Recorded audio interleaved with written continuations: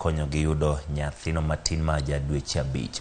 E okang' machielo kendo jodak ma Pora kod Lobor Ngare mayudore gwenge mag Imbo ma Samburu ochako dhi kendo e ng'anyo ka giywak matamre gi nono nek mar jalup ruoth achiel kaachiel kod jodak 2 e gwengego.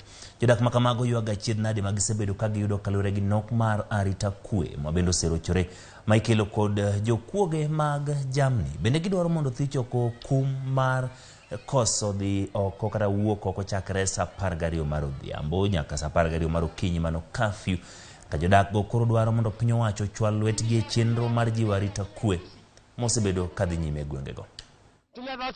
Tumepoteza watoto, tumepoteza mang'ombe, kila kitu tumepoteza. Siku hizi tunalala na mguu yako iko kiatu.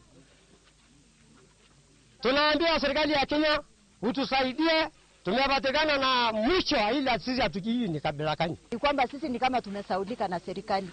Watu wote ambao wanaishi hapa mwisho hakuna sahi mwenye ako nyumbani. Juzi ndio huyo askari wamepigwa hapo. Tulifikiria labda serikali wakipigwa watatukuja kutuokoa. Saa hizi ndio huyo chief mwenyewe hakuwa na bunduki, anapigwa ya nini? Ndio hiyo watoto wetu wote tumepoteza hapa chini. Na tumesikia mambo inasemekana operation. Tangu hiyo operation ianze ni kama ndio hii maneno inaendelea zaidi. Minister mwenye alikuja juzi kutuambia vita itaisha. Tunataka atoke leo hii, atuangalie sisi wa Samburu hapo. Kama serikali imeshindwa kutuprotect sisi wa Samburu ya Poro, waseme ndio tujue kama ni mwisho wetu imefika. Hatujui, hatuoni serikali ni nani. Tunafahamiwa kutoka hapa chini. Waingie huko. Wateremuke huko chini. Waeke kafi huko chini. Na na kuleta jeshi si mbaya kuleta jeshi, lakini wameleta kwa njia mbaya.